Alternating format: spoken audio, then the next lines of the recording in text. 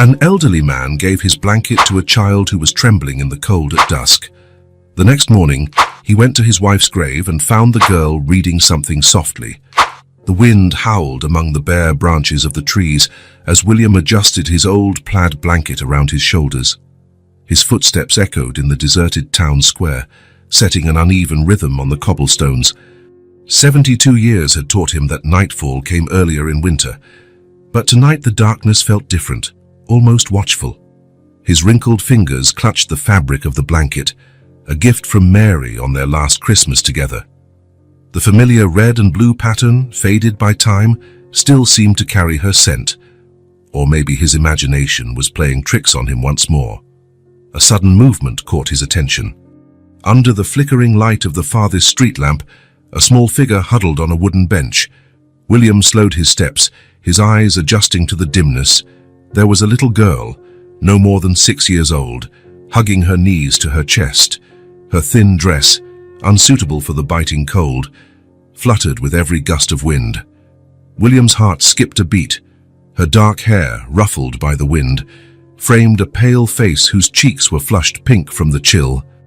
Her lips, slightly purple, trembled silently, but it was her eyes that froze him, big, dark, frightened, and yet oddly familiar, like the echo of something he couldn't name. His feet moved before his mind did. William approached slowly, doing his best not to alarm the child. She watched him with a mixture of fear and, was it hope? Her tiny body shivered with a new blast of wind. "It's a cold night to be out here," William murmured, his voice rusty from disuse. How long had it been since he had spoken to anyone other than Mary's portrait on his bedside table? The girl didn't respond, but her eyes tracked his every move. William noticed her small, cold, reddened fingers gripping something in her lap. A book, he realized, its worn pages quivering softly in the night breeze. Without hesitation, William pulled the blanket from his own shoulders. The freezing wind whipped through his old coat, but he hardly felt it. In slow, deliberate movements, he held out the blanket to the girl. "Here," he said gently. "Mary always said stories are better when we're warm." The girl's eyes went wide at the mention of that name. Her little hands let go of the book for just a moment, hesitating before reaching out for the blanket. The soft fabric draped over her shoulders like a hug, and for the first time, a flicker of something different crossed her gaze. Recognition. William stepped closer, countless questions crowding his mind. But before he could speak any of them aloud, the girl stood in one fluid motion. The plaid blanket wrapped around her like a cloak, and for a heartbeat, so quick that later William would wonder if it had been his imagination. Her lips curved into a small smile. Then she turned and ran, her light steps barely touching the ground. William remained still, watching as the small figure faded into the darkness, taking with her his blanket and that gaze which seemed to know him. The wind blew harder, carrying the distant rustle of turning pages. William stood there, feeling the cold seep through his clothes, yet his heart felt strangely warm. Those eyes, why did they hold the same spark he saw every morning in the photograph on his bedside table? Above him, the clouds shifted, revealing a crescent moon that bathed the empty square in silver light. At last, William moved, his steps slower, heavier. In his mind, the girl's eyes mingled with other memories, lazy afternoons filled with stories, the sound of children's laughter, and the scent of new books. As he walked home, William didn't realize that, for the first time in 3 years, his thoughts weren't solely on his losses. Somewhere in the night, a little girl wrapped herself in a plaid blanket, and the world felt a little less lonely. The clock on the wall showed 3:15 in the morning, its ticking echoing through the silent bedroom. For the 100th time, William turned over in the empty bed, the sheets tangled around his restless legs. The wind was still howling outside, but that wasn't what kept him awake. Those eyes, big, dark, frightened. And yet, he sat up, running his hands over his tired face. The dim light of the lamp lit the photograph on the bedside table, Mary smiling, holding a book on her lap. It was his favorite picture of her, taken during their last summer together.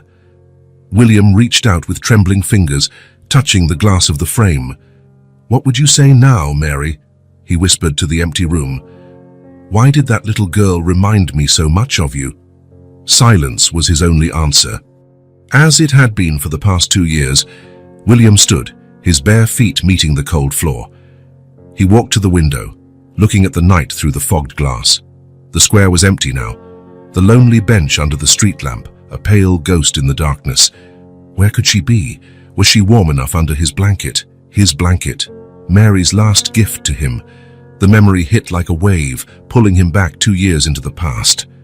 It was a clear autumn day, the kind Mary would have loved for reading outdoors. But Mary was no longer there to enjoy the gentle sun or the golden leaves dancing in the breeze. The funeral had ended only a little while ago. The last guests said their subdued farewells, their faces blurred into an indistinct mass of sympathy and sorrow. William sat in his favorite armchair, the plaid blanket across his knees, unable to move. "Are you sure you don't want me to stay, Dad?" Sarah, his daughter, asked for the 3rd time. She lived on the other side of the country with her own family, and William knew she had to go back. "I'll be fine, sweetheart," he lied, forcing a smile that didn't reach his eyes. "You have your own children to take care of." Sarah hesitated, her eyes, so much like Mary's, filled with concern. "At least let me help you sort through her things." William shook his head. "No, that's something I need to do alone."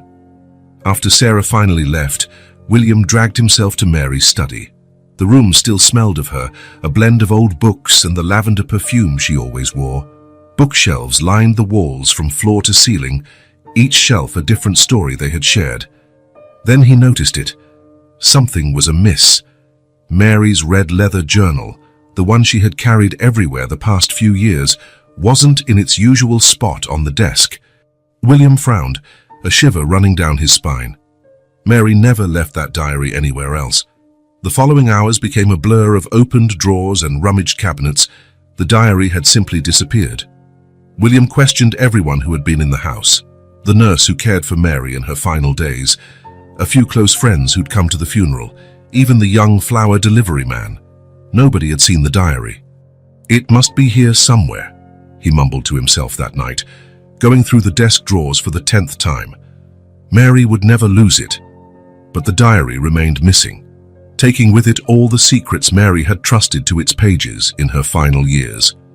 Years during which she'd spent more and more time away from home, always with that diary in hand, always wearing a secretive smile when she returned. William had never asked about its contents. He respected Mary's privacy, just as she had always respected his. But now, 2 years later, the questions consumed him. What had Mary written in those pages? Why had the diary vanished on the very day of her funeral? A distant siren broke into his thoughts, pulling him back to the present. William blinked, realizing he was still standing by the window. His reflection in the glass showed a tired face, marked not only by age, but by loneliness. He returned to bed, but sleep remained elusive. Every time he closed his eyes, he saw the face of the little girl from the square. Something in her gaze unsettled him in a way he couldn't explain. It was as if she knew him, as if she held a secret he should understand. The book in her lap, was it just his imagination, or was it the same kind of book Mary used to carry on her mysterious outings? Once more, William got up, this time going to his closet. In the back of the last drawer, he still kept the final letter Mary had written him, days before she passed. He had never managed to open it. The envelope was yellowed, his name written in Mary's delicate handwriting. His hands trembled as he held the envelope. Maybe now was the time. Maybe that mysterious girl was a sign. But before he could break the seal, a sound caught his attention. Outside, a dog barked at the night. William moved back to the window and, for a moment, thought he saw a small figure wrapped in a plaid blanket crossing the square. When he blinked, the figure was gone. The rest of the night stretched on, filled with a string of restless moments. William dozed for a few minutes at a time, only to wake with a start, his heart pounding. In his fleeting dreams, Mary smiled at him, holding the hand of a little girl whose face he couldn't quite see. When the first ray of sunlight finally broke through the window, William was already dressed. There was something he needed to do, somewhere he needed to go. As he had done every morning for the past 2 years, his feet would take him to the cemetery. But this time something would be different. This time he carried with him not just memories, but a new hope, fragile as the first light of dawn, yet just as persistent. But this time, something would be different. This time, he carried with him not just memories, but also a new hope, fragile like the first ray of morning sun, yet just as unrelenting. The morning fog still hung over the cemetery when William walked through the iron gates.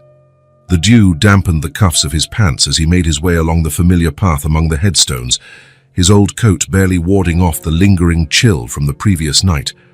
The absence of his plaid blanket weighed on his shoulders, but not as heavily as his memories. He knew every curve of this path, every tree, every stone bench. For the past 2 years, this had been his daily pilgrimage. 60 steps from the entrance to the large oak, then another 45 to the right. Mary's grave lay under the gentle shade of a small peach tree. She had always said she wanted to rest where she could hear birds singing in the springtime. But today, something was different. Several yards away, William heard it. A child's voice, soft and tentative, carried on the cool morning air, "Dear William." His heart stopped. Those words, were they from Mary's diary?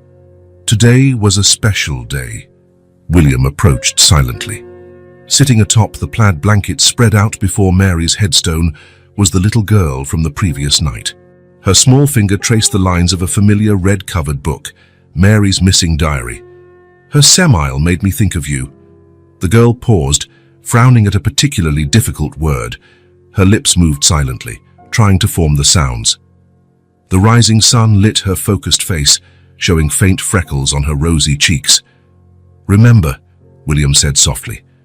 The girl looked up, her large dark eyes meeting his, but this time there was no fear in them, only recognition. "Remember," she repeated, smiling shyly. "Is that the word?" William nodded, his heart pounding in his chest. He took a hesitant step toward her, worried she might flee again. "Aunt Mary always said that big words are like puzzles," the girl remarked, returning her eyes to the diary. "We have to piece them together bit by bit." William felt his legs weaken. Aunt Mary. Gently, he sat on a stone bench near Mary's grave. You knew Mary?" The girl nodded, closing the diary carefully. "Aunt Mary taught me to read. She said stories are magical, that they can take us anywhere." Her small fingers caressed the diary's cover. "She promised she would teach me all the words in the world." Tears blurred William's vision. Mary had never mentioned. How was that possible? "What's your name, child?" "Emma," she replied, adjusting the plaid blanket around her shoulders. "Aunt Mary gave me this name. She said it was the name of a girl in her favorite book, who also loved stories." William remembered, Emma by Jane Austen. Mary reread that book every year. "Emma," he repeated softly. "It's a lovely name." The girl smiled, a smile that lit her entire face. "You're the William from the diary," she declared with the certainty only a child could have. "Aunt Mary wrote a lot about you. She said you have the kindest heart in the world." William swallowed the lump in his throat. How did you get the diary, Emma?" Her smile faded slightly. "Aunt Mary gave it to me. On the last day." Her eyes filled with tears. "She said that once I learned to read properly, I'd need to give it to you, but..." She bit her lip. "I still can't read all the words. Some are too hard."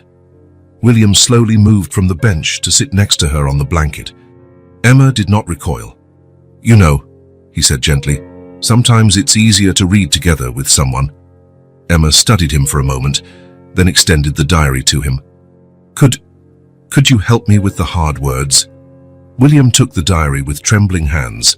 The familiar smell of lavender still clung to its pages. "How about we start at the beginning?" he suggested. Emma scooted closer, her tiny body naturally nestling beside him. The plaid blanket enveloped them like a protective cocoon against the morning chill.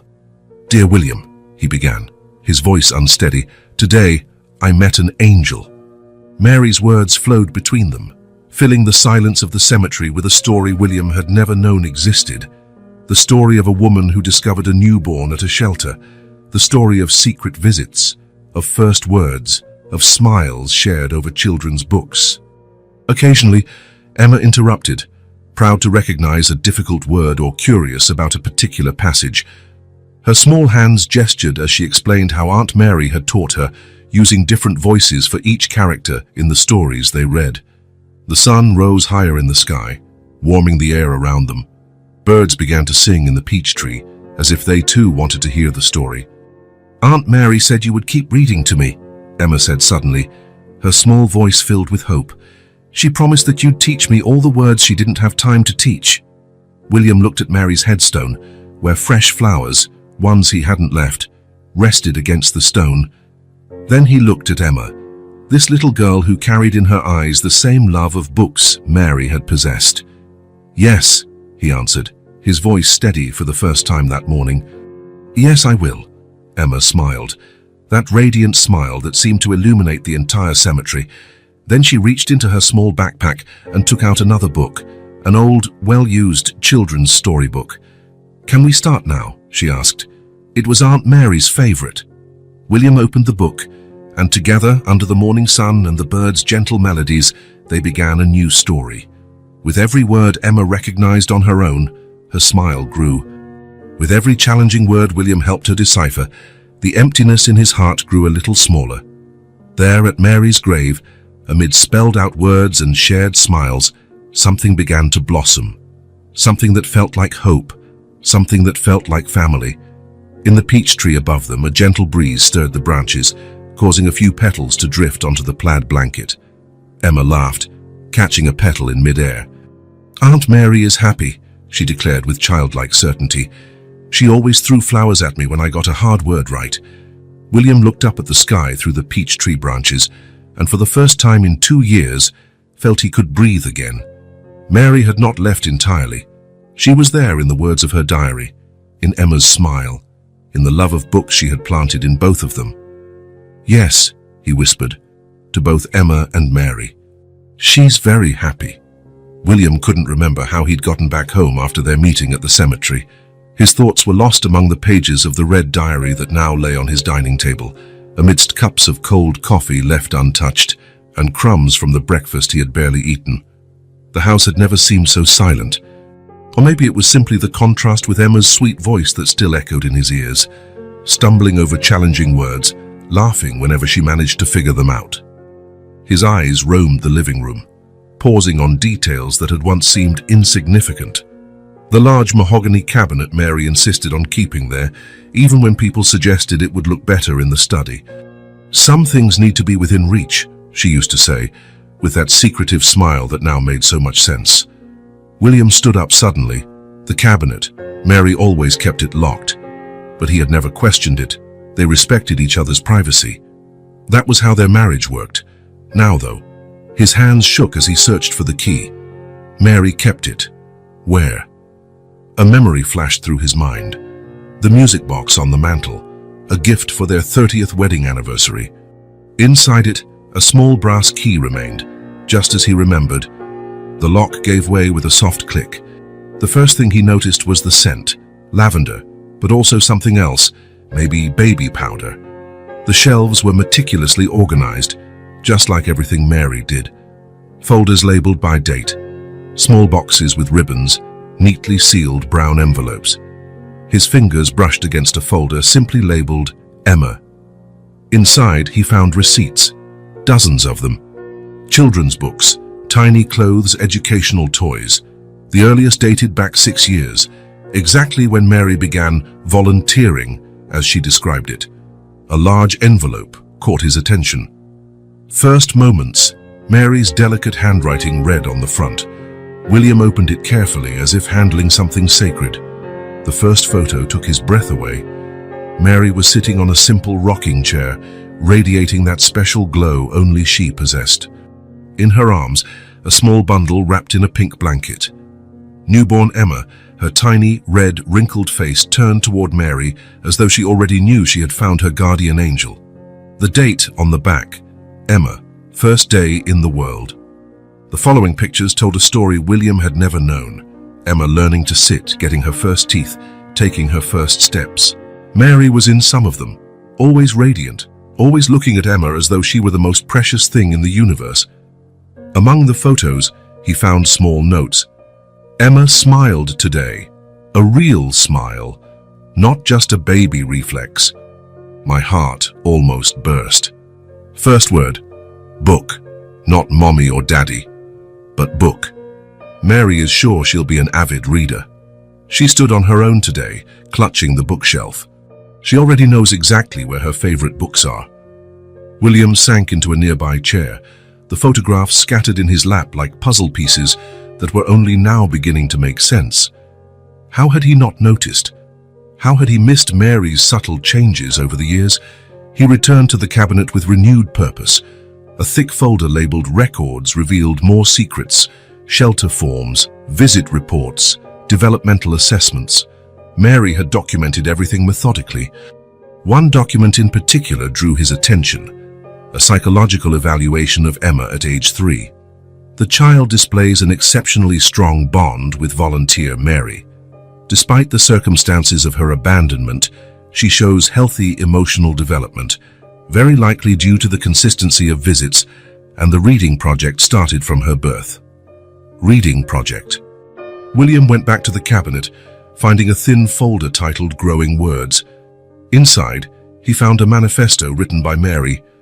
Every child deserves a story, not just stories to hear, but stories to live.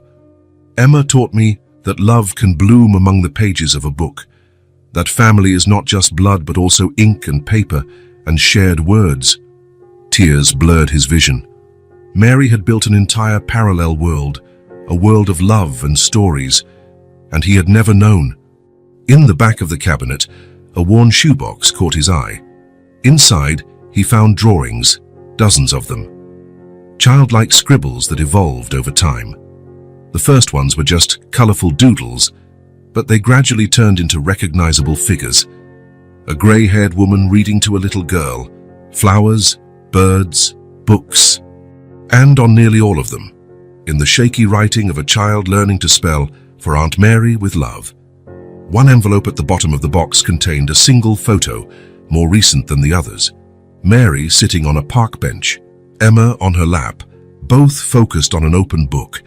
Mary's face already showed signs of the illness that would take her away, but her eyes still shone with a joy William hadn't seen in years.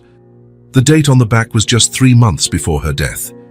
William closed his eyes, letting the memories of the past few years reorder themselves. Mary's frequent outings, always with a bag full of books, the phone calls she took in private, the times he caught her smiling at nothing, as though harboring the most precious of secrets. And she truly was. One last envelope caught his attention, tucked behind all the folders. "For when you find out," Mary's handwriting declared. With trembling fingers, William opened it. "My love, if you're reading this, it means you've finally met our Emma. I know you must be wondering why I kept it a secret for so long. The truth is that some stories need the right moment to be told. Emma arrived at the shelter the same day we lost our last hope of having another child. Remember, the doctor had just confirmed our attempts at treatment had failed. I was devastated, wandering aimlessly around the city, when I heard a baby crying. It was as if the universe were showing me there are different ways to be a mother. Emma had no one, and I had so much love to give. I couldn't adopt her legally. They said we were too old. But I could be her fairy godmother, her storyteller, her Aunt Mary. I know I should have told you, but I was afraid. Afraid they'd stop my visits if they found out how much I cared. Afraid you'd worry about my emotional involvement. And then, when I found out about the illness, well, some truths became even harder to share. But now you will meet her, William. You'll know her gentle heart, her love of books, her laugh that makes the world look brighter. And I know, my love, that you will love her just as much as I do. Take care of her for me. Teach her all the words I couldn't. Tell her the stories I never got to share. And remember, love, like the best stories, always finds a way to go on. With all my heart, Mary." William let the letter fall into his lap, his body shaken by silent sobs. Through the tears, he looked at the photos scattered around him, fragments of a love story he was only now beginning to learn. On the windowsill, a bird perched, its soft song breaking the silence of the house. William thought of Emma, sitting at Mary's grave that morning, so small and brave, guarding the diary until she was ready to share it. Some stories need the right moment to be told, and this one, he realized, was just beginning. The Little Angels shelter building had seen better days. The yellow paint was peeling off the walls, and the garden, vibrant with flowers in Mary's photos, was now overgrown with weeds. A faded sign read, "Temporarily closed for renovations." William sat in his car for a few minutes, watching. The second-floor windows, where the nursery used to be according to Mary's records, were boarded up. A lone swing squeaked in the abandoned playground, swaying in the morning breeze. It took some courage to leave the car and climb the worn steps to the entrance. Each footstep echoed in the silence, as though the building itself protested the intrusion into its memories. An elderly lady was sweeping the porch of the neighboring house. Seeing William, she leaned on her broom, studying him with sharp eyes. "If you're looking for the shelter, it shut down 4 months ago," she informed him, her voice surprisingly strong for someone so frail. William turned. "I'm actually trying to find out about someone who volunteered here." "A volunteer?" "Mary," the lady finished, a gentle smile lighting her lined face. "Mary, the storyteller." William's heart skipped a beat. "You knew her?" "Rose Thompson," she introduced herself, setting her broom aside. "I was a caregiver here for 30 years until it closed. Mary, she was different. Special. Different from all the other volunteers who came by." William approached the small gate separating the properties. Could you tell me more?" Rose opened the gate, motioning toward a small seating area in her garden. "Come, let's sit. This story deserves to be told calmly." Rose's garden was an oasis of color amidst the surrounding decay. Climbing roses covered a pergola, shading the worn wicker chairs. "It was on a stormy night," Rose began, pouring fresh water into old glass cups. "Mary arrived soaked, carrying a newborn. Emma had been left at the shelter's door, with only a note asking us to take care of her." William gripped his cup tightly. "Was Mary there by coincidence?" Rose smiled, a knowing smile. "Mary used to say there are no coincidences, just stories waiting to be written. She'd missed her bus that night and decided to wait out the rain on our porch. That's when she heard Emma's faint cries." Memories seemed alive in Rose's eyes as she went on. "I never saw anything like it. Mary picked up that baby in her arms, and it was as if they were made for each other.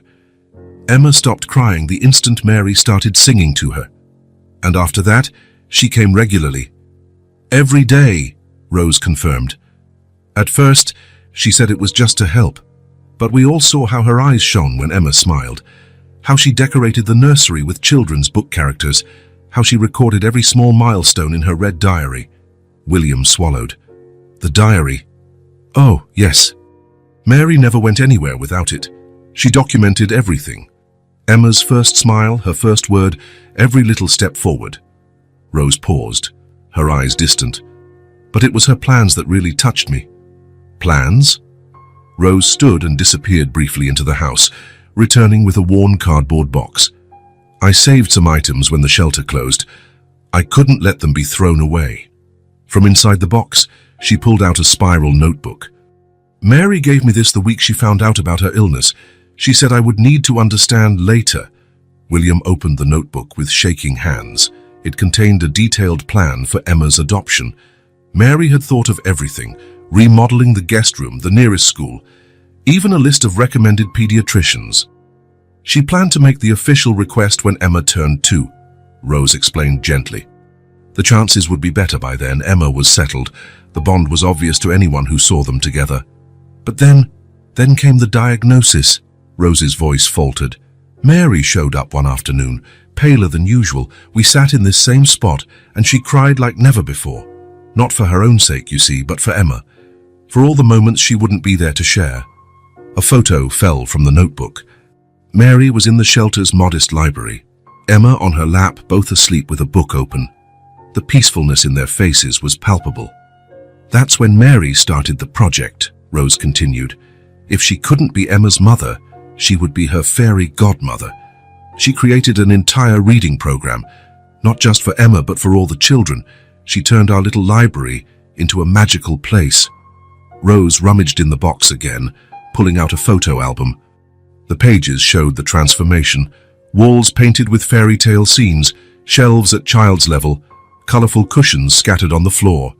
Mary believed stories have power, Rose said softly. The power to heal, transform, connect. Even when the illness weakened her, she kept coming. Sometimes she could barely hold the book, but her eyes, oh, how they sparkled when Emma recognized letters for the first time. William found his voice choked by emotion. Why did she never tell me? Rose covered his hand with hers, her knobby fingers surprisingly strong. Mary told me once that some stories are like gardens. They need time to blossom. She knew one day you and Emma would find each other when the time was right. The distant sound of children playing reached them. It must have been recess at the nearby school. William pictured Mary sitting there, in that same garden, dreaming of a future she would not see.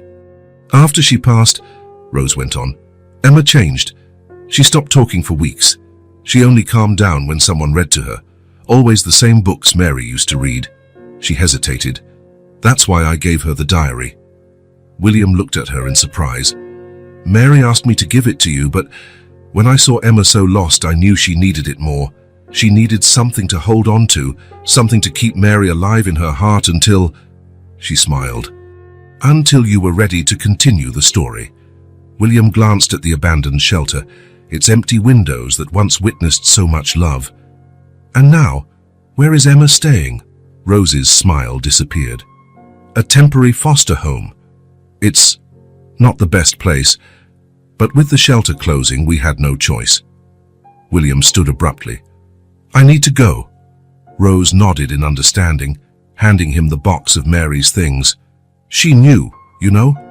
She knew you would come. William has the biggest heart in the world, she always said. He just needs to discover how much space he still has in it. At the gate, William turned one last time. Thank you, Rose, for keeping these memories, for caring for them. Just promise me one thing, Rose called after him. Continue the story. Mary started something beautiful here. Don't let it end. William clutched the box to his chest, feeling the weight of memories, of interrupted dreams, and of promises yet to be fulfilled. I promise, he whispered, to Rose and to Mary, and to little Emma, who waited somewhere for someone to continue her story. The box Rose had given him rested on the kitchen table, its worn edges silently recounting years of careful storage. William spent the entire afternoon poring over its contents, each item revealing new secrets about Mary's hidden life. Near the bottom, wrapped in a faded piece of blue cloth, he found something that made his heart skip a beat. A children's book, its cover worn from constant use, the pages slightly warped as though they'd been soaked and dried many times. The title, in worn gold letters, read The Night Gardener. William ran a trembling hand across the cover. He remembered Mary mentioning the book once, saying it was about a man who planted flowers at night to make people smile in the morning. Back then, he hadn't thought much of it. Opening the book, an envelope fell into his lap. Mary's handwriting flowed across the front. Moments with Emma. Inside were pages and pages of notes, all dated, all written with that special care Mary gave to the things she loved. March 12th, first time reading The Night Gardener to Emma. Only 3 weeks old, and she's already paying so much attention to the pictures. Her little eyes follow the bright colors, and I swear she smiled when I did the gardener's voice. March 20th, Emma recognized the book today. Her little arms flailed as soon as she saw the cover. Rose says it's too soon for real recognition, but I know what I saw. William turned the page of the book, noticing more notes in the margins.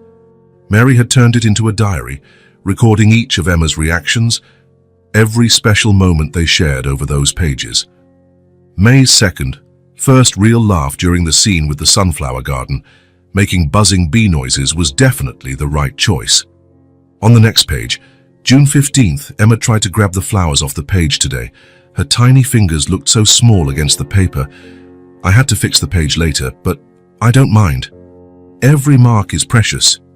Between the pages, William found small treasures, a tiny blue ink handprint of Emma, strands of hair taped carefully, Polaroid snapshots showing different expressions of wonder on the baby's face.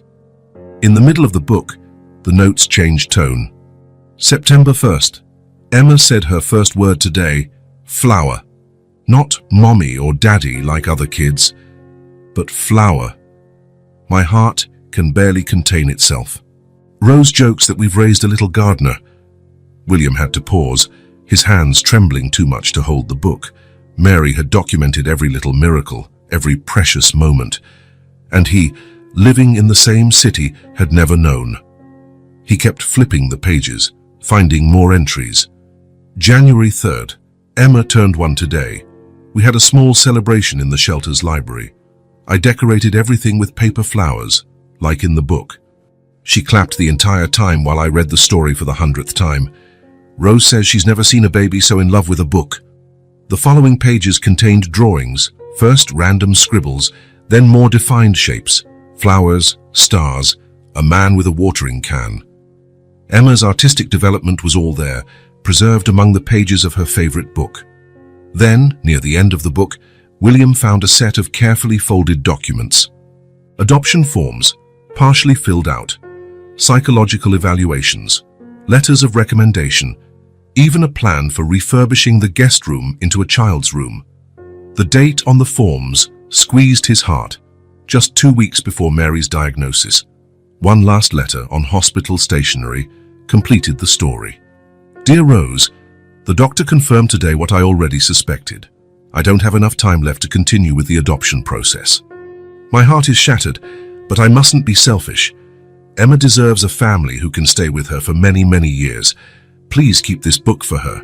One day, when she's older, give it to her. Within its pages is all my love, all the stories we shared, all the dreams I had for us. And Rose, take care of my little garden until the flowers can bloom again. With love, Mary. William gently closed the book, noticing his tears had left new rings on its already time-worn pages. Beside him, Mary's portrait seemed to smile differently now. Not a smile of hidden secrets, but a smile of stories waiting to be continued. He picked up the phone, his hands still trembling slightly. Rose, I need a favor. You said Emma's in a foster home. I need the address. On the other end, Rose paused meaningfully. Are you sure you're ready, William? He looked at the book in his lap, at all the stories it held, at all the love recorded in its pages. Mary was planting a garden, he answered quietly. It's time someone kept tending the flowers. As he jotted down the address, William noticed the sun was setting, painting the sky with the same colors as the flowers illustrated in the book. Somewhere in the city, a little girl was waiting for another story, and this time he would be the gardener. William stared at the faded piece of paper in his hands, an improvised birth record Rose had kept. The date, the time, and a few hastily written observations filled the page. The space for the mother's name remained blank, a painful gap in Emma's story.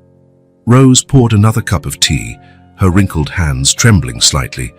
They had met once more in her garden, but the air was heavier now with the truths that needed telling. It was a rainy night, Rose began, her voice hushed as if sharing a sacred secret. A young woman showed up at the shelter, drenched and in labor. She wouldn't give her name, wouldn't accept medical help. She only wanted a place to have her baby. William closed his eyes, picturing the scene. The shelter in darkness, rain hammering the windows, a life about to begin in the loneliest way possible. Emma was born at 3:47 a.m., Rose continued. A small baby, but with strong lungs. The mother, she wouldn't even hold the child. She asked only for paper and pen, wrote a note, and left before dawn. Rose stood up and walked to an antique dresser in the corner of the porch. From a drawer, she pulled out a worn envelope preserved in a plastic sleeve. Inside, a crumpled piece of paper bore only a few words. Her name is Emma. I can't keep her. Please find someone who can love her the way I can't. Mary arrived that same morning, Rose went on, a small smile softening her features. It was her usual volunteer time. When she saw Emma in the nursery, it was magic. The baby had been fussy, crying for hours, but the moment Mary picked her up, she calmed down, William completed softly. Rose nodded. Mary had that gift. Not just with Emma, but with her. It was different. Special. Like their souls recognized each other. William looked at more documents Rose had kept.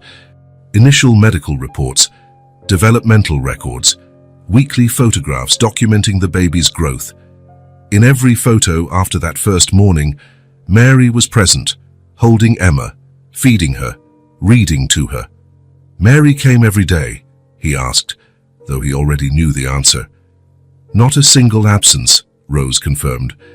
She arrived at 9 in the morning, always with a new book under her arm. Sometimes she stayed until nightfall.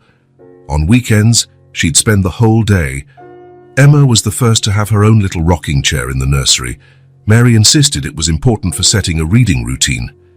William found a photo of that chair, small, painted light blue, with floral cushions. In one of the pictures, Mary was rocking Emma, both of them asleep, a book open in her lap. Did anyone try to find Emma's biological mother? Rose's face darkened. Mary tried at first. She even hired a private investigator. But there was nothing, no record, no clue. It was as if Emma's mother had vanished in the rain that night.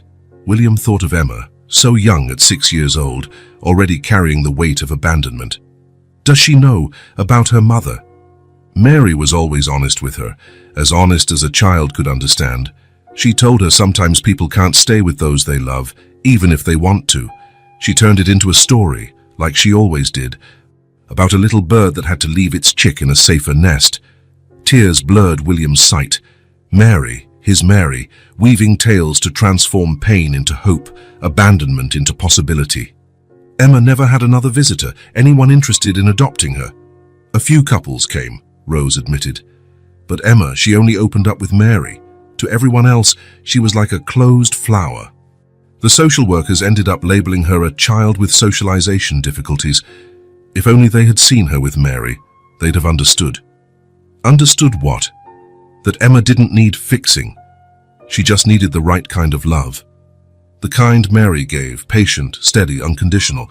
Mary didn't try to force her to be different. She accepted her silences, respected her timing, loved each small progress. William picked up another photo.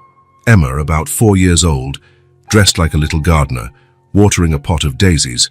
Her smile was radiant, pure, complete. Mary was more than a volunteer, Rose concluded softly. She was the mother Emma chose, and Emma was the daughter fate gave Mary, even if for too brief a time. The sun was setting, painting Rose's garden in golden hues. William carefully put away the documents, each paper a piece of Emma's puzzle. You know, Rose said as she walked him to the gate, Mary always said true stories don't end, they just change narrators. William paused, looking at the folder in his hands. And you think that I should?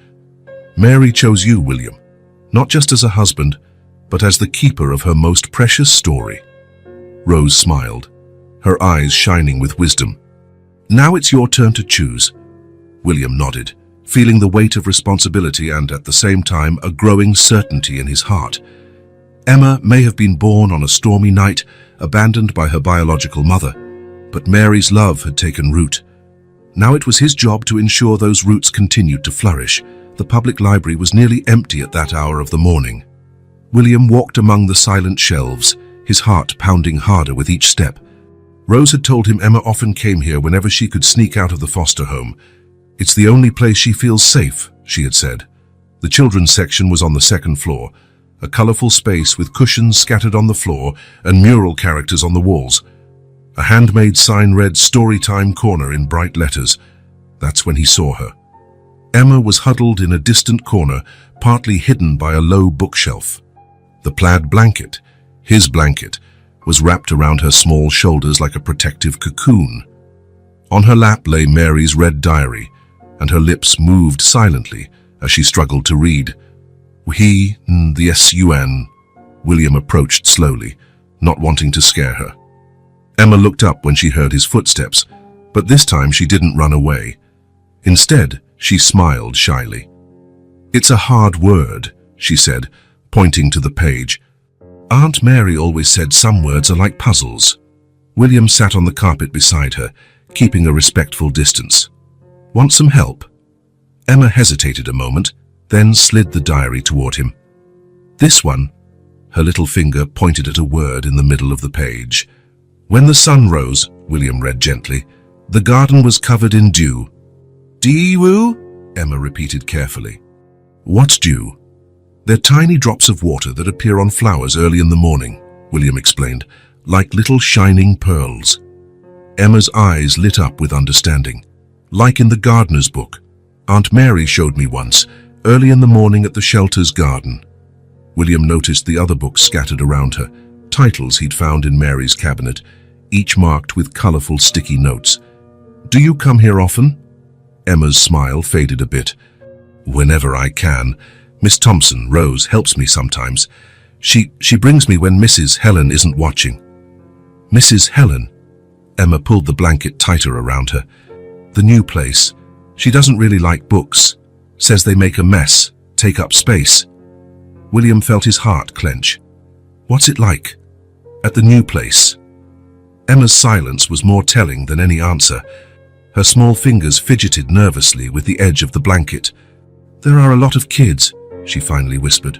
"Not much space. I sleep in a bunk bed with 3 other girls.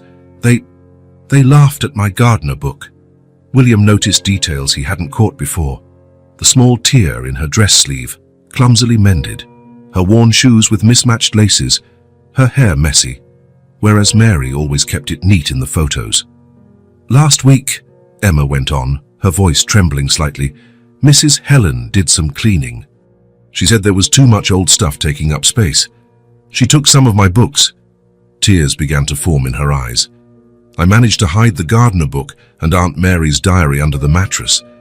But the others," she sniffled. "Aunt Mary had written special things in them, things just for me." A surge of protectiveness overwhelmed William, taking his breath away. How could anyone be so insensitive to a child who had already lost so much? "Emma," he said gently, "would you like to see something special?" She nodded, wiping her eyes with the sleeve of her dress. William took an envelope from his briefcase, the one Rose had given him, filled with photos of Emma as a baby with Mary. Emma's eyes widened at the first picture. "That's Aunt Mary," she exclaimed, her face lighting up. "And is that baby me?" "Yes," William smiled. "Mary saved all these photos. Every special moment." Emma looked through them carefully, her fingers touching Mary's face in each one. "She's smiling in all of them," she observed in wonder. "Because you made her very happy," William responded simply. Emma gazed at him for a long moment. "You made her happy too," she finally said. "She wrote that here." She flipped through the diary until she found a specific page. "Look, I can read this part. William has the kindest heart in the world." Now it was William's turn to swallow back tears. A distant bell rang, and Emma jumped. "It's noon," she said, hastily gathering her books into a worn-out backpack. "I have to go back. Mrs. Helen gets mad if we're late for lunch." Could I come see you again tomorrow?" William asked, helping her pack the books. Emma paused, looking at him with a mixture of hope and fear. "You promise?" "I promise," William answered firmly. "Same time?" She nodded, a small smile returning to her face. Before she left, she hesitated for a second, then did something that startled William. She gave him a quick, timid hug. "See you tomorrow," she whispered, then ran toward the stairs, the plaid blanket trailing behind her like a cape. William remained seated on the colorful library carpet, surrounded by the scent of books and memories. In his hands, he still held a photo of Mary with a newborn Emma, and now he could see clearly what Rose had meant. Mary wasn't just giving love to Emma. Emma was filling a void no one else could. Slowly, he stood, his decision already made. It was time for a visit to social services. Emma needed a new chapter in her story, and he was determined to help her write it. As promised, William was at the library the next day. He arrived early, bringing a small basket with hot chocolate in a thermos and a few homemade cookies, Mary's recipe, which she used to bake on special days. Emma was already waiting in her usual corner, but something was different today. Beside her lay an old shoebox decorated with flower and star stickers. "Good morning," she whispered, her eyes lighting up at the sight of the basket. "They smell just like Aunt Mary's cookies." William smiled, pouring hot chocolate into 2 paper cups. "Same recipe. She always said stories are better with a special snack." Emma took a cookie, holding it reverently before biting into it. She closed her eyes for a moment. "It tastes exactly the same," she murmured. "Just the same." After a few moments enjoying the cookies in a comfortable silence, Emma pulled the box closer. "I want to show you something," she said in a small but determined voice. "They're Aunt Mary's letters." William set his cup aside, feeling the weight of the moment. Emma opened the box carefully, as though handling a precious treasure, and it was. The first letter she removed was decorated with small, hand-drawn flowers along the edges. "This was the first one," Emma explained, "for when I didn't know how to read yet." Inside, Mary had created a simple comic, a little girl in a garden, meeting a fairy godmother who carried books. The dialogue was written in big, clear letters. "See?" Emma pointed to the drawings. "The fairy godmother is her and that's me." She made a different story for each letter. One by one, Emma showed him the letters. Some had only pictures, others mixed drawings with simple words. The dates progressed, and so did the complexity of the stories, matching Emma's reading progress. "This one is from when I learned my first word," Emma said, taking out an especially colorful letter. On it, Mary had drawn fireworks around the word flower in big, festive letters. William noticed how Mary adapted her writing, starting with short, simple sentences, moving toward little paragraphs. Each letter was carefully tailored to Emma's reading level at that time. "And here," Emma went on, her voice growing softer, "she starts writing letters for the future." These were different, sealed letters, each with a date or occasion written on the front. For when you learn to read on your own, for your first day of school, for when you feel lonely. "Aunt Mary said they were special gifts," Emma explained, "that I could only open each one at the right moment." Her small hands trembled slightly as she pulled out the final letter in the box. The envelope was worn, as if it had been held and stroked many times, yet remained sealed. This is the only one I can't open," Emma whispered. "Aunt Mary gave it to me on the last day. She said it was the most important one of all, but that I could only read it when I was ready." William recognized Mary's handwriting on the envelope. "For when you find your true home." "Sometimes," Emma continued, her voice barely above a whisper, "at night when I'm really scared or sad at Mrs. Helen's, I hold this letter close to my heart. It's like I can feel Aunt Mary hugging me." William felt tears welling in his eyes. Gently, he took the letter Emma offered. The envelope had a faint stain in one corner. Old tears, perhaps Mary's, perhaps Emma's. Would you like me to read it to you?" he offered softly. Emma shook her head. "Not yet. Aunt Mary will tell me when it's the right time. She always said some stories need the perfect moment to be told." William handed back the letter carefully, watching how Emma tucked it away with infinite tenderness in the box. "You know," she said, picking up another cookie, "Aunt Mary talked about you a lot in the letters. She said you were like the gardener in the story, planting joy in the world without expecting anything back." "Did she now?" William asked, his voice thick. Emma nodded, rummaging through her pile of letters until she found a specific one. In it, Mary had drawn a man watering a garden of stars.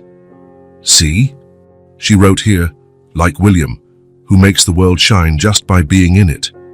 Emma smiled. "I think she was right. You shine like she did." William couldn't respond, his heart overflowing with love for Mary, for this little girl who held so much love in a box of letters, for the life they could build together. Emma kept showing him the letters, each revealing a new aspect of Mary's love. There were instructions for games, suggestions for books to read, small life lessons woven into fairy tales. Time flew by, as it always does in precious moments. When the noon bell chimed, Emma put her letters away with the same care she'd taken them out. "William," she called, before leaving, "do you think..." Do you think I'll ever have a place where I can hang all these letters on the wall? Like Aunt Mary used to do with my drawings. William felt his heart contract and, at the same time, fill with resolve. Yes, Emma, he promised. Very soon. After she left, William lingered in the library, surrounded by the echo of so much love captured in paper and ink. He pulled from his pocket the social worker's card he'd been given the previous day. It was time to turn promises into reality. In the box Emma had left behind, the final letter waited patiently for the right moment to reveal its secrets. Soon, very soon, it would be time to open it. The sky was exceptionally blue that Sunday morning. William held Emma's small hand as they walked through the cemetery.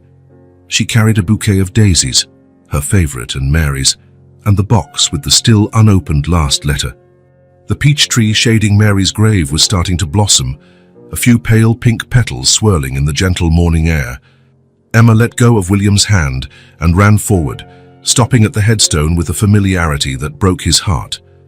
"Hi, Aunt Mary," she said softly, arranging the daisies in a little vase. "I brought William today." And she hesitated, looking down at the box in her hands. "I think it's time." William approached slowly, giving Emma space for this moment.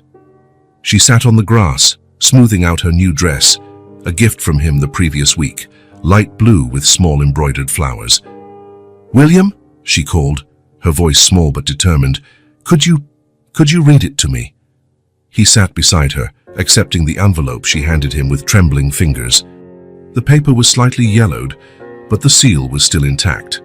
On the front, in Mary's graceful handwriting, were the words, "For when you find your true home." "Are you sure?" he asked gently. Emma nodded, pulling the plaid blanket tighter around her shoulders. "Aunt Mary is here with us. I can feel it. It's the right time." With utmost care, William broke the seal. Inside were several pages, and with them a small golden key. "My dear Emma," he began to read, his voice choked with emotion. "If you're reading this letter, it means you've found your way home. Not a home of bricks and shingles, but a home that lives in the heart of those who truly love you. There is so much I need to tell you, little one. So many dreams I built for the two of us, so many plans that time didn't allow me to fulfill. But first, I need you to know one thing. You were the greatest gift life ever gave me. Remember the story of the night gardener in your favorite book? How he planted flowers in the dark so people would wake up to a more beautiful world? You were my most precious flower, Emma. A flower I discovered on a dark night that turned my entire garden into a brighter place. I had so many plans.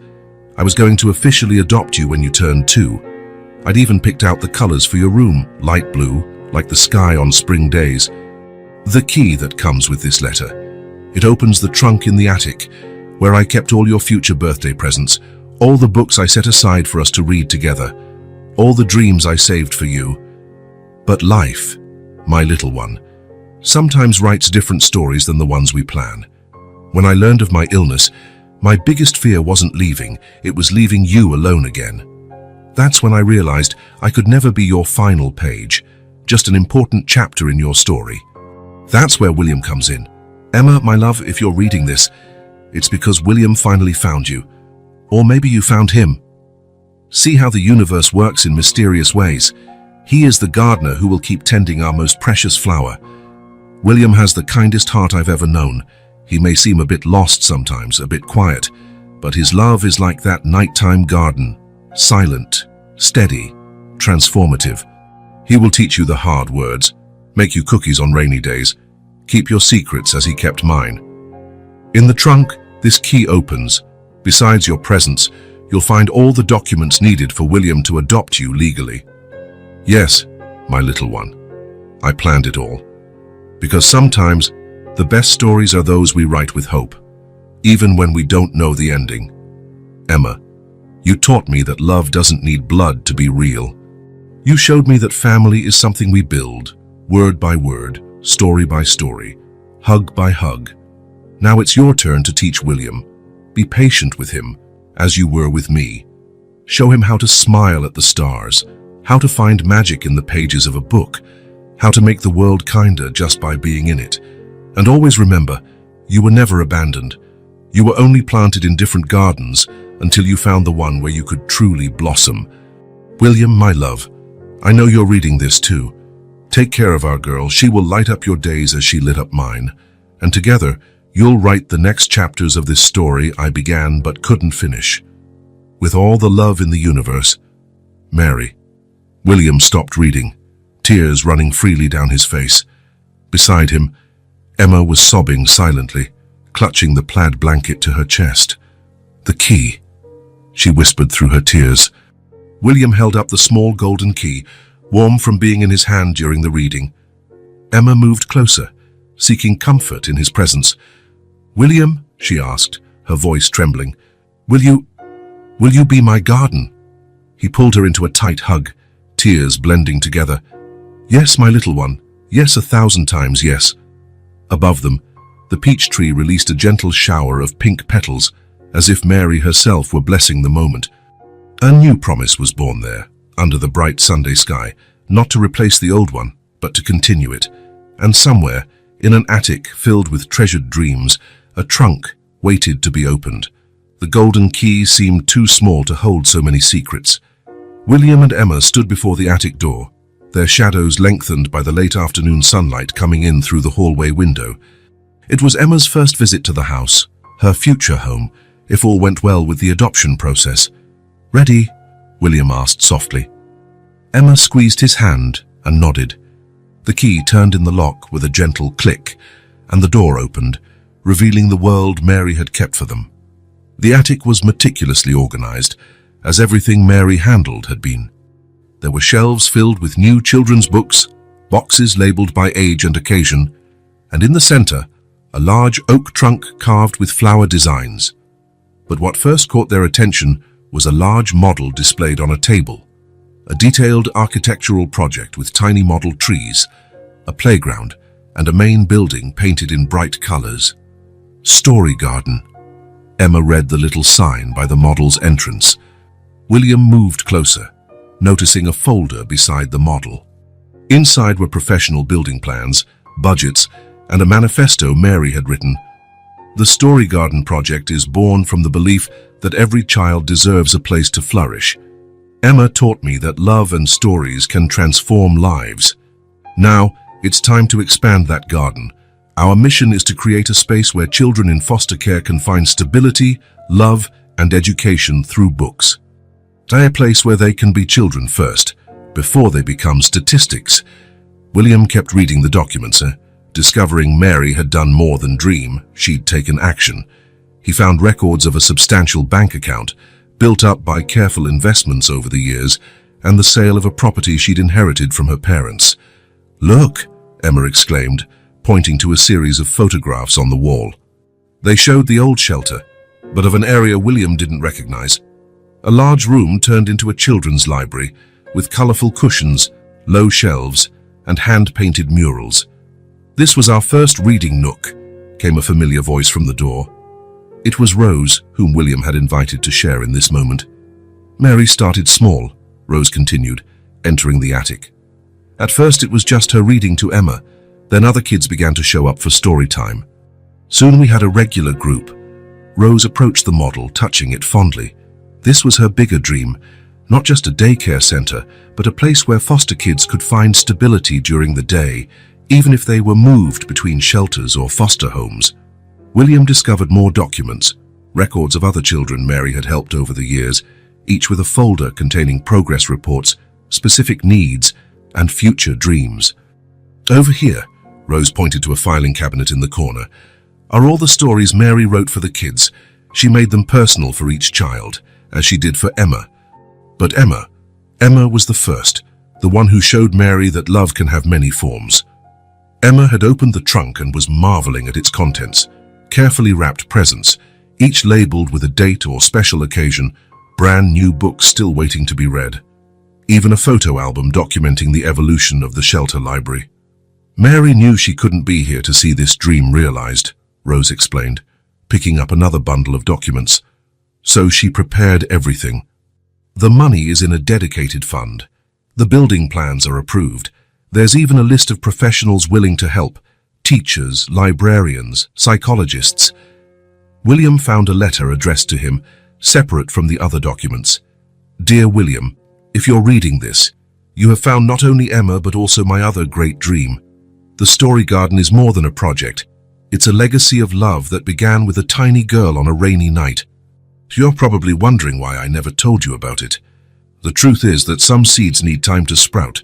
I had to be sure everything was ready, that the dream could survive without me. The land is already purchased, the green area near the park, remember? You always said it would be a perfect spot for children. The resources are secured, the plans are approved. All that was missing was the right person to make this garden flourish. Emma will show you the way. She knows better than anyone how stories can save lives. Use my legacy to build not just a home for her, but a place where other children can find hope.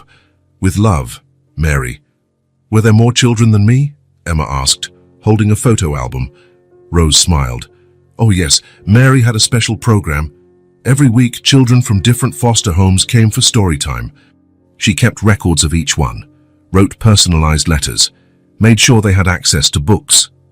William found detailed reports, statistics showing how the children in Mary's program had better school performance, greater emotional stability, and higher chances of successful adoption. The most incredible part, Rose continued, is that she created a network. Volunteers still go to shelters to read, regular book donations keep coming, and there's a group of retired teachers giving free tutoring. Emma discovered something at the bottom of the trunk, a box with her name on it. Inside lay a child-sized white coat with a name badge. Emma, special helper at the Story Garden. Mary knew, Rose said softly as Emma tried on the coat. She knew one day you would continue her work. William watched Emma spinning in her new coat, her face lit by the same glow Mary had in her photos. Suddenly, it all made sense. Mary's love for Emma wasn't just about giving one child a home. It was about creating a place where many children could find hope. There's one more thing, Rose said, taking a final envelope from her bag. Mary asked me to keep this until the right moment. It was a drawing Emma had made when she was very young, colorful scribbles vaguely forming two figures holding hands in a garden of flowers. On the back, Mary had written, Emma, age 3, her first drawing of the Story Garden. She said, "It's where all the kids can have an Aunt Mary." William looked at Emma, now examining the model with intensity, her small finger tracing paths between the miniature trees. "Can we make this happen?" she asked, her voice brimming with hope. "Can we make Aunt Mary's garden grow?" William knelt beside her, adjusting the badge on her new coat. "Yes, little one, we're going to make this garden flourish. Together." Rose smiled, tears in her eyes. Mary always said stories have power, the power to heal, to transform, to build futures. Now you both have the chance to prove her right. Outside, and the sun began to set, bathing the attic in golden light. William pictured the empty land transformed into Mary's dream, a place filled with laughter, stories, and possibilities. And in the center of it all, a little girl in a white coat carrying on the legacy of love that began on a rainy night. The Story Garden was about to come to life. The waiting area at the social services office was cold and impersonal. William straightened his tie for the 10th time, feeling the weight of the documents in his briefcase. Through a glass window down the corridor, he could see Emma sitting in a small playroom, absorbed in a book. The Night Gardener, of course. "Mr. Anderson," called the social worker, a middle-aged woman with a serious expression. "Please come in." Mrs. Peters, according to the nameplate on her desk, examined William's documents meticulously. Her face remained impassive as she reviewed his request for guardianship, his financial records, the recommendation letters. "Mr. Anderson," she began, folding her hands on the desk. "I understand your emotional connection to this case, but I need to be clear. There are serious concerns about this guardianship request." William felt his heart tighten. What kind of concerns? To start with, your age. You're 72, and Emma is only 6. Statistics show that... Statistics don't reflect love, William interrupted softly, nor do they reflect the power of promises made to the heart. Mrs. Peters sighed. "Mr. Anderson, our job is to ensure the child's best interests. Emma needs stability, someone who can care for her for many years, someone with the energy to keep up with a young child. Like Mary did, William asked. She was around my age when she started caring for Emma. That was different. She was a volunteer, not a legal guardian. William reopened his briefcase, pulling out more documents. I brought something else for you to see. They were Mary's project records, plans, documents, proof of the financial fund for Emma and for the story garden. Mary left more than just dreams, William explained. She left a structured legacy, a future planned not just for Emma, but for dozens of other children. The social worker examined the documents with growing interest, though doubt still lingered on her face. It's impressive, but it doesn't change the fact that... She was interrupted by a commotion in the hallway. Emma had slipped out of the playroom and now stood in the doorway, her little face set with determination. "Excuse me," she said, her voice trembling but resolute. "May I speak, Mrs.?" Peters hesitated, then nodded. Emma entered, clutching the night gardener and some loose sheets of paper. "Aunt Mary taught me that when something is important, we should write about it," Emma declared, placing her papers on the desk. "So I did." It was a letter, written in a child's careful handwriting. "Dear Miss Social Worker, I know William is old, but he makes the same cookies Aunt Mary did. He reads stories with the same funny voices. And when I have nightmares, he knows exactly how to hold me so the fear goes away. Aunt Mary said family isn't about age, it's about love, and William has as much love as she had. At Mrs. Helen's house, nobody reads stories. Nobody cares if I learn new words. Nobody understands why I keep old letters and a plaid blanket. But William does, because he also keeps Aunt Mary's memories. And together, we're going to grow her garden. I even have my special helper coat. Please let me stay with him. I promise I'll take care of him too, just like he takes care of me. With love, Emma?" Mrs. Peters read the letter in silence, her professional facade finally showing signs of emotion. Emma wasn't finished. She opened The Night Gardener to a specific page. "Look," she pointed to a note Mary had scribbled in the margin. "Aunt Mary wrote, 'Some flowers need special gardeners.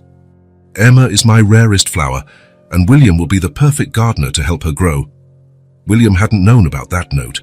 His heart overflowed with love for Mary, for her foresight, even planning for this moment.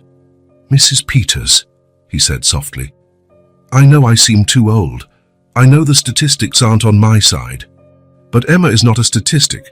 She's a promise I made to Mary, a dream I intend to fulfill, a flower that needs the right garden to grow." Emma moved to his side, holding his hand. "See?" she said to the social worker. "He even talks like Aunt Mary." Mrs. Peters studied them both for a long moment. Then she picked up a new form. "This won't be easy," she cautioned. "There will be regular supervision visits, constant evaluations, many questions." "Like any good garden," William replied, "it needs patience and constant care."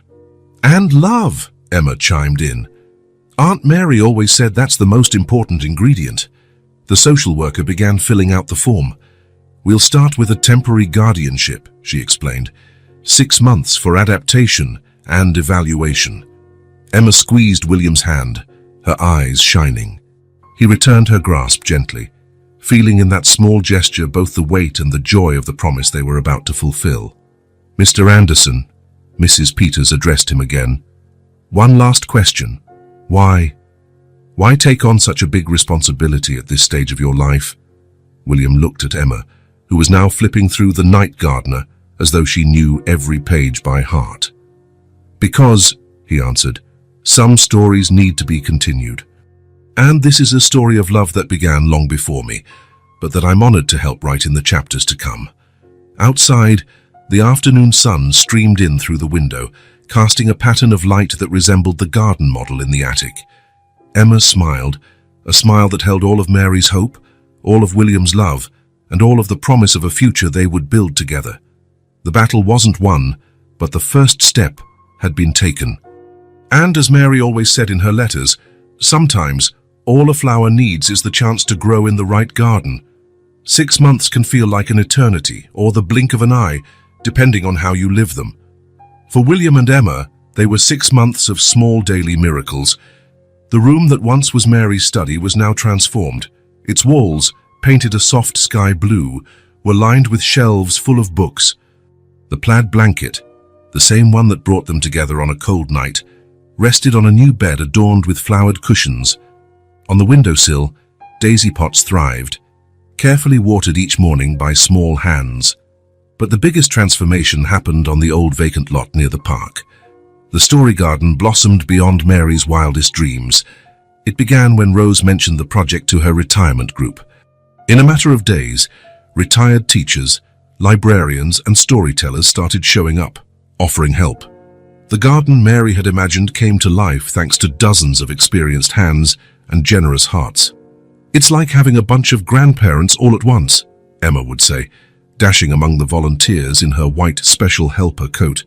The main building, painted in bright colors, now housed a children's library much bigger than the old shelters.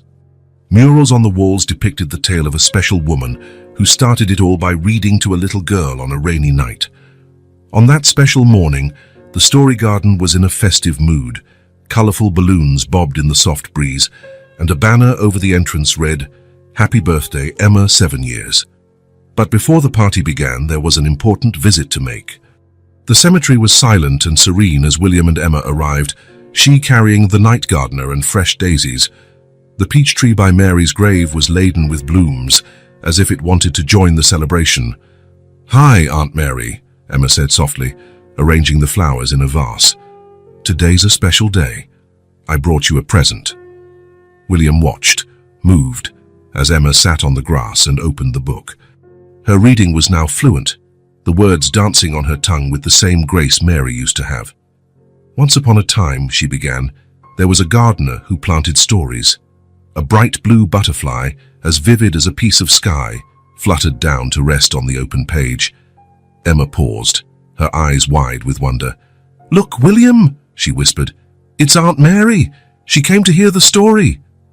William sat beside her, wrapping her in a gentle hug. The butterfly stayed, its wings moving softly as Emma continued reading.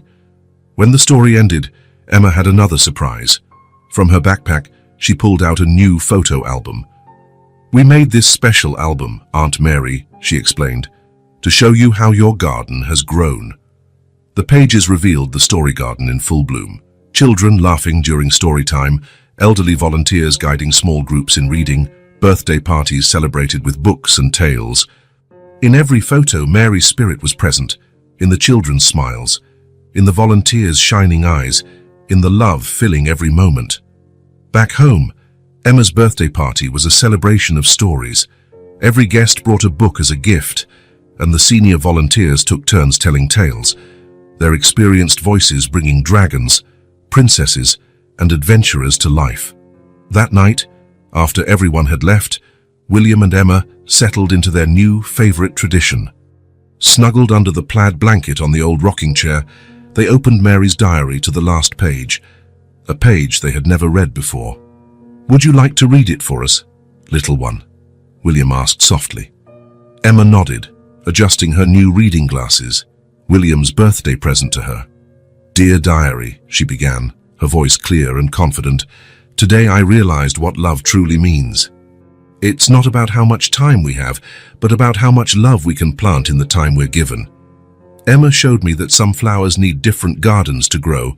I was her first garden, but I won't be her last. My greatest dream isn't just that she finds a home. It's that she finds a place where stories and love grow side by side, where each day is a new page waiting to be written. And now, seeing William with her, I know that dream will come true. Because love, like the best stories, always finds a way to go on." Emma closed the diary gently, tears of joy shining in her eyes.